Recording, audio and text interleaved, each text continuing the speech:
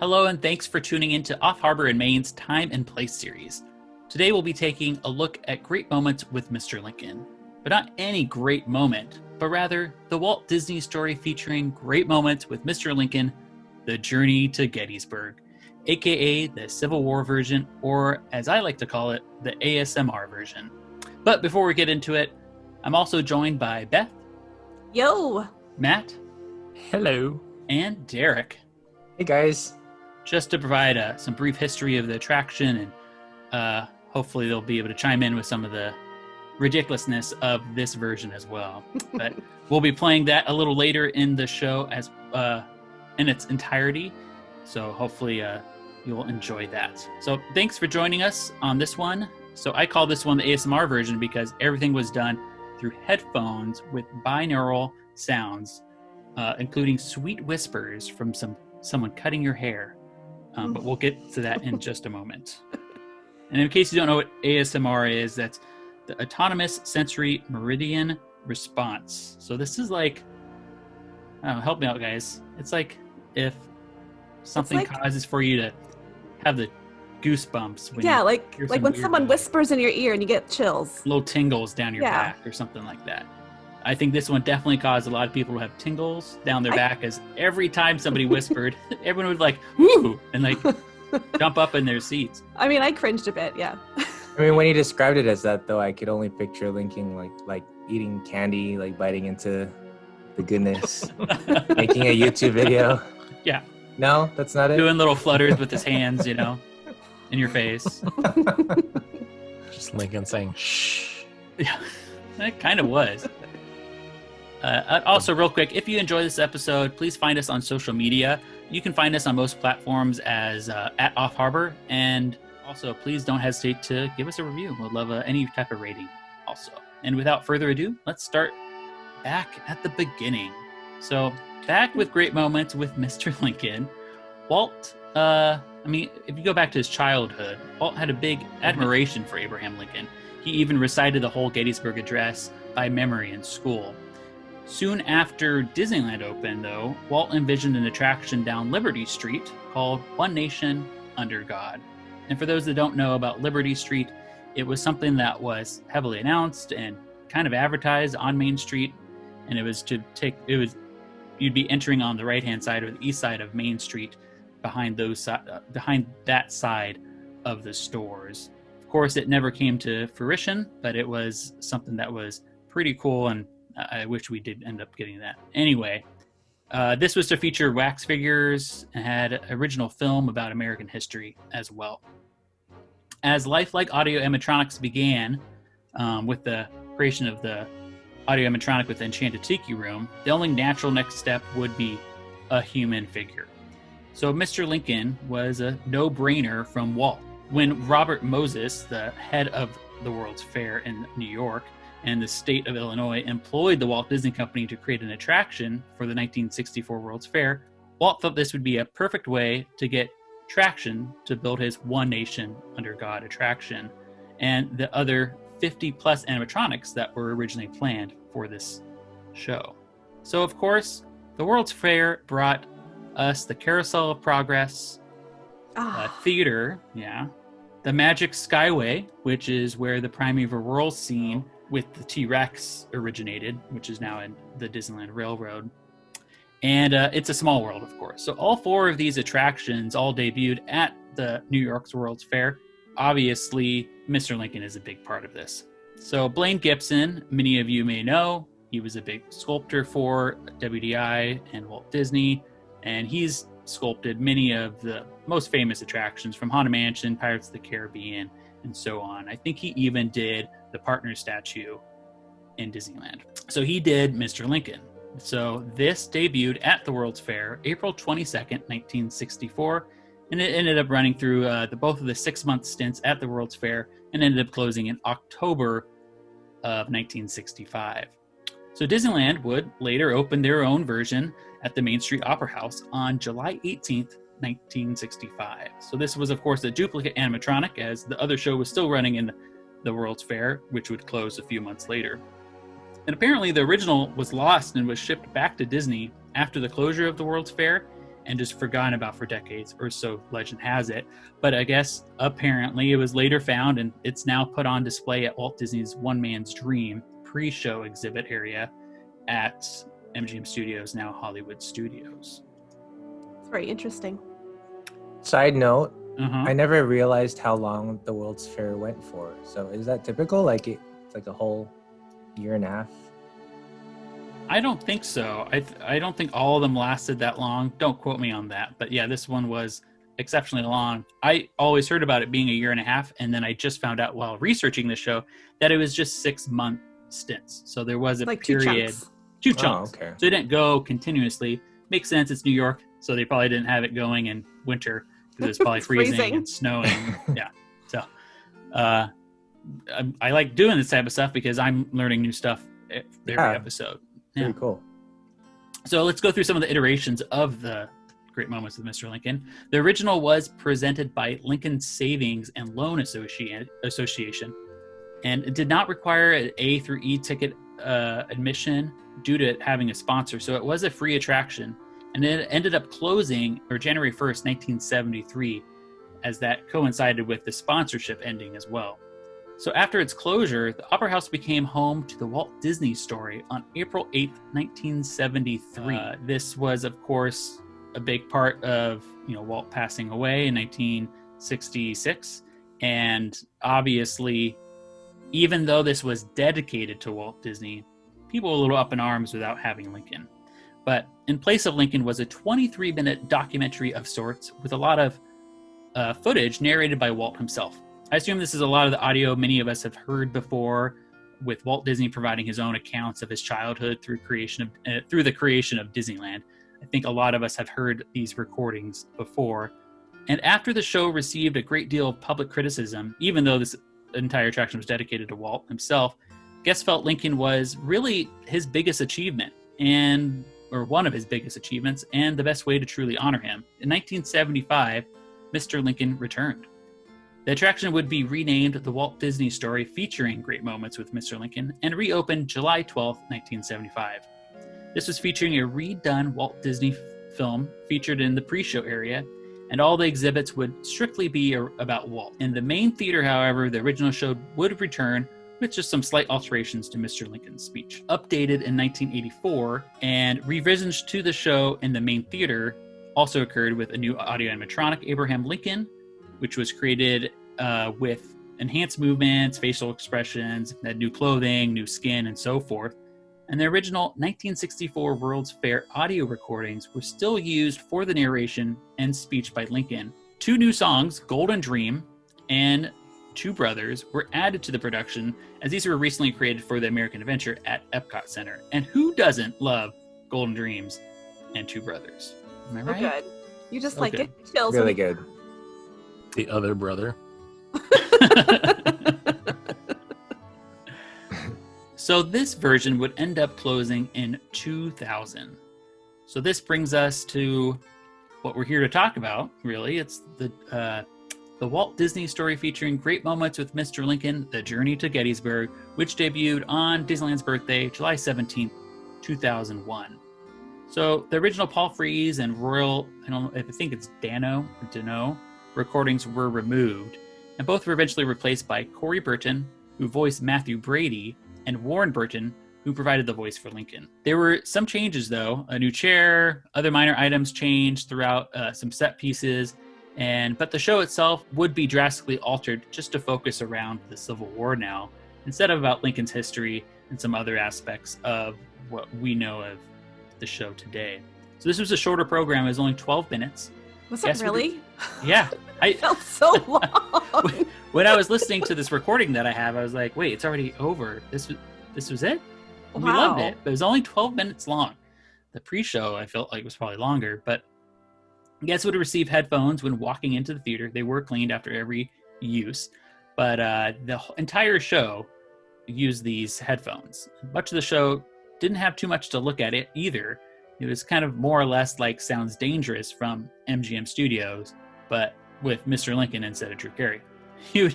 As I talked about earlier, you would get a haircut, which also happened in Sounds Dangerous, and the binaural sound with whispers in the ear blowing hair out of your ear, and even had a simulated battle in which you will soon hear.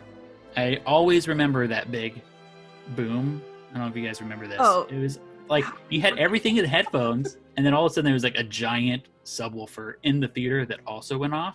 That was just like extremely loud. It was a good effect. It scared me every time. Like I knew it was coming, and I was still surprised. Just wait for it. Boom. Yeah. I don't think it translates too well in the recording. It's probably a little too loud. I try to do my best on it. Anyway, to be honest, just looking back, it's quite silly looking, and I think today's version kind of holds supreme. I do miss Walt Disney's replica office, though, in the lobby, and the cast members, I think, did a great job given some history of Walt Disney during the pre-show. We even had friends that were part of this and were cast members, and they all did a great job, and I think you had a lot of people really take pride in it, and it was, I think, really nice, especially for people that didn't know Walt that well or knew the history of him. I thought it was a pretty cool pre-show. Yeah, it really was. Well. It really was. It had some great facts and great artifacts. Yeah. And so this version would close just after, and I was shocked about this, it only lasted 3.5 years. So it closed February 20th, 2005. So if this opened in summer of 2001, that's 3.5 years, right? Am I doing my math right? Yeah. Yep. Yeah. So this would later be replaced. It was basically closed for the 50th anniversary. So it was replaced by Disneyland the first 50 magical years. 50th celebration went on from May 5th, 2005 to September 30th, 2006, which is much shorter than the Year of a Million Dreams. Disneyland. The million year of dreams. Yes. A million years of a few dreams. The first 50 magical years continued until March 15th of 2009, though. So that obviously went on for much longer than the 50th anniversary. And then on February 25th, 2009, Disneyland announced Mr. Lincoln would return and opened on December 18th, 2009. So the newest version, once again, focuses on Lincoln's history, including in its pre-show. There's the return of two brothers. Golden Dreams now plays at the exit, or as guest exit. So at least you still have a little bit of that. It was just a instrumental rendition, I believe. A beginning also featured the American the Beautiful from the Circle Vision 360 film. And that's how it opens and ends with Battle Hymn of the Republic. It also returned of the original recordings. Apparently it's not the original World's Fair recording. It's another recording they found that has better audio. I guess it was a little bit more crisp, and they ended up using the alteration or the alternate instead. But alas, this newer version is not why we are here today. Instead, we wanted to share the rare Journey to Gettysburg version. While we tease it, we have fond memories of this version. I have attempted to have the audio play more to each ear, but I've done my best. I've done what I could with an old recording. It's not perfect by any means. Joel's not an audio engineer, guys. No, and I'm dealing with trying his best. Really poor audio from, I think, recorded in 2005. So it gets the job done. Lincoln is something hopefully fans continue to cherish and hold dear to their hearts. It's a reminder of how its technological advancements have paved the way for so many more. It's honoring and recognizing the American laborers to the development and achievements of the United States. It's a direct window to Walt Disney's era, and it still speaks to today and the spirit of America. The Gettysburg Address is immortal. Those words remain just as powerful today as they were to Lincoln's time. So let's step back to the early 2000s to Main Street, USA, and the Opera House. Originally recorded by Bryce Al 73, enjoy the great moments with Mr. Lincoln.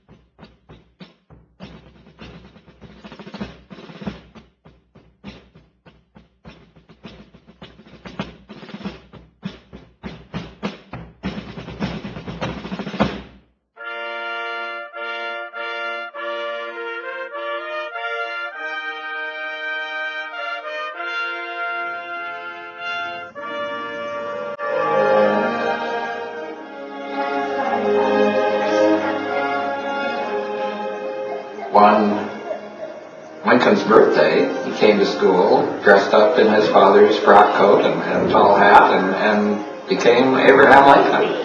And stood up in front of the class and recited the Gettysburg Address. And the teacher was so fascinated, she rushed down the hall and got the principal and brought him to the class and had him listen to Walt give his little speech. And the principal was so fascinated that he took Walt around to all the other classes in the school. Ever since I was a small boy in Illinois, I've had a great personal admiration for Abraham Lincoln. So when we decided to recreate some of the great moments in Mr. Lincoln's life for the World's Fair, we directed all our energies to that task. We wanted to bring to the people of today the inspiring words of the man who held this nation together during its moment of greatest crisis, the Civil War. Now, to recreate a truly lifelike image of Lincoln, we use our new medium of Audio-Animatronics. To start with, we were fortunate in being able to secure this life mask of the 16th president. How do we get this bling? This is actually a copy of an original life mask by the sculptor Leonard Walt in Chicago in 1860. Before Lincoln was president. Before Lincoln was president. Before he had a beard. That's right. Now with this to start with, our sculptor Blaine Gibson has been able to create this very accurate likeness of this great man. During our exhaustive research into Lincoln's life, we studied his mannerisms, his gestures, and even his voice characteristics to create a faithful likeness of this honored man. The final result is so lifelike that you might find it hard to believe.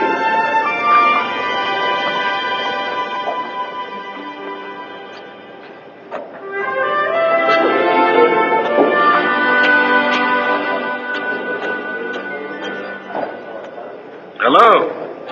My name is Matthew Brady, and I had the honor of being a photographer during one of the most important periods in American history.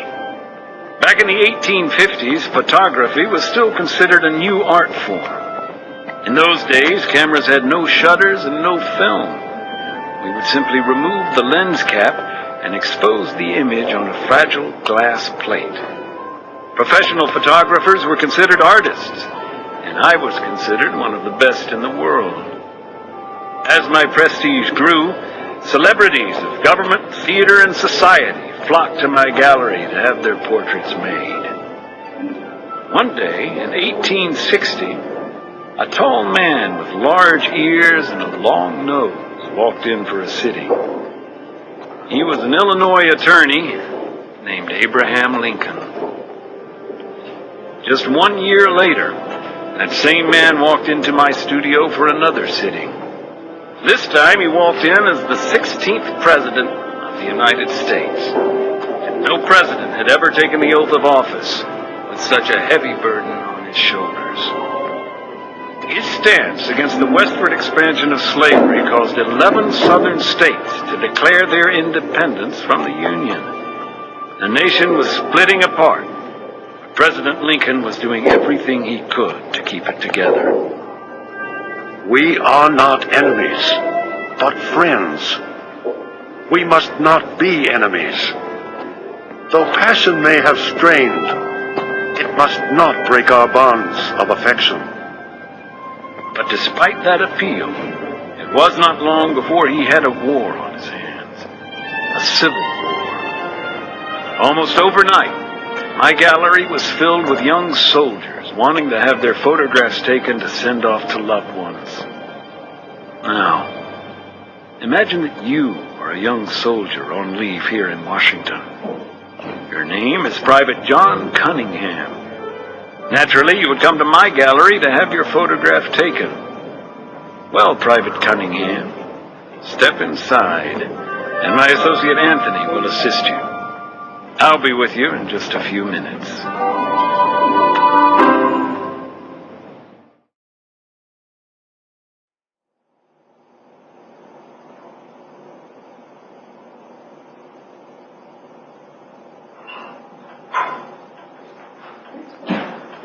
Let's see. You must be Private Cunningham, right? Mr. Brady will be with you in just a moment. Soldier, we're nearly ready to make your photograph. Anthony, glass plate ready?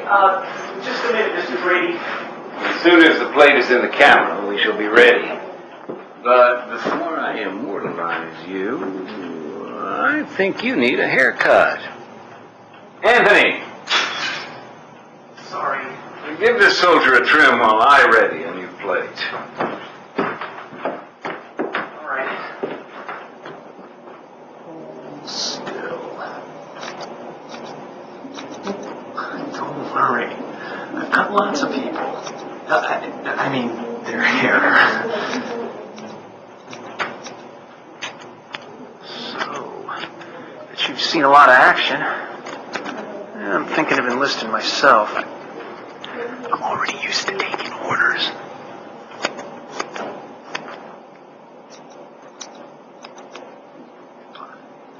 Let me get that hair off you. Ah, you look much better. Now, hold still. So here you've come to Washington to meet the president. It so happens I'm on my way over there as well. You're welcome to come along with me if you like. Got it. Good. Take the private's plate to the darkroom, Anthony. Right. Carefully. Then gather my equipment for the White House. So, Private Cunningham, are you ready to meet Abraham Lincoln?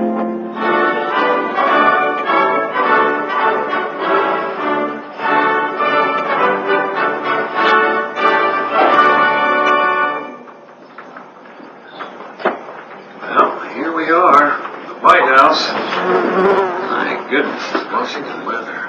The heat doesn't get to you, the insects surely will. Hold still.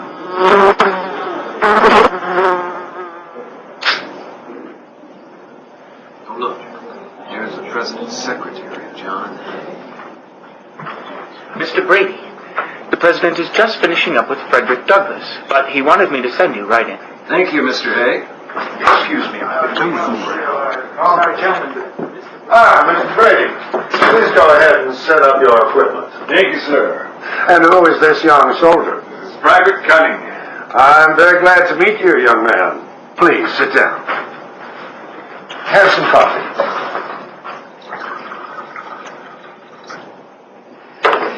Excuse me. That's Frederick Douglass sitting opposite the President. President Lincoln, enlisting black troops in the Army was a substantial achievement, given your stance when the war began. Yes, when the war began, I insisted it was to preserve the Union and not free the slaves. But since I issued the Emancipation Proclamation, the nature of the war has changed. Then you must give black soldiers the same pay you give white soldiers. If we win this war, it will bring a new birth of freedom to all Americans, white as well as black, Mr. Douglas. Mr. President, I must take my leave. But I assure you, I will continue recruiting black soldiers.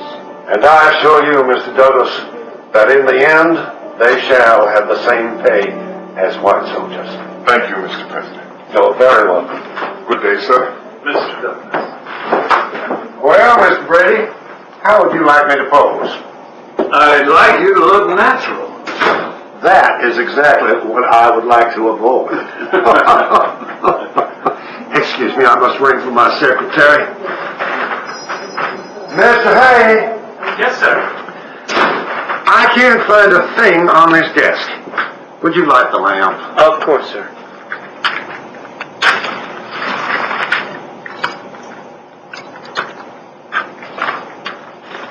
What is this?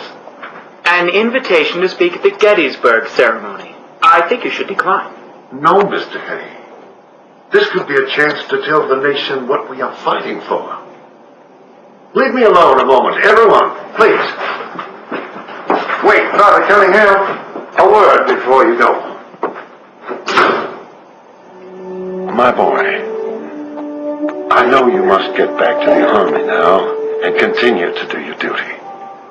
And I must get back to mine. Let's hope for both our sakes we can end this war quickly. Goodbye, and may God bless you.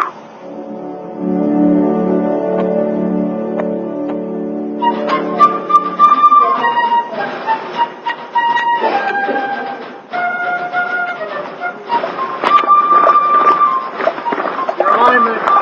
Hey, Cunningham, here you met old Abe. What was he like? Widen the ranks, soldier! Tell me later.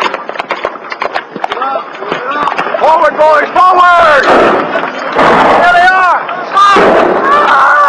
All right, move on, on the ground! Wounded! Cunningham's hit. Easy, Cunningham. We got you on the way. Here come the ramps.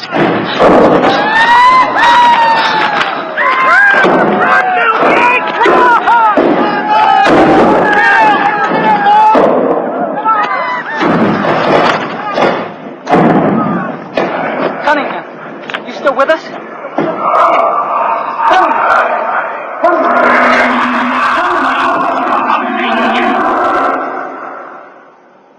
Cunningham. Private. You're at St. Elizabeth's Hospital. Your leg was hit pretty bad. I'm sorry. The doctors, they did everything that they could. But I'm afraid that they weren't able to save it. It's the president. Hello, boys.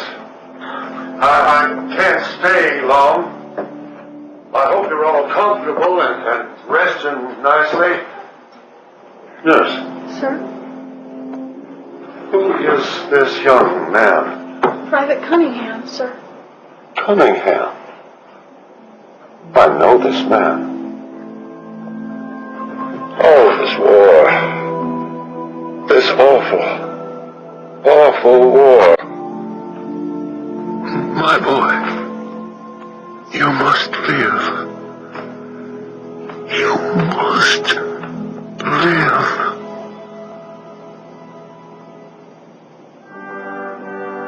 Private Cunningham followed the president's order and lived. And when President Lincoln spoke at Gettysburg that November, no one could foresee that the 10 sentences they were about to hear would live on to become one of the great speeches in American history.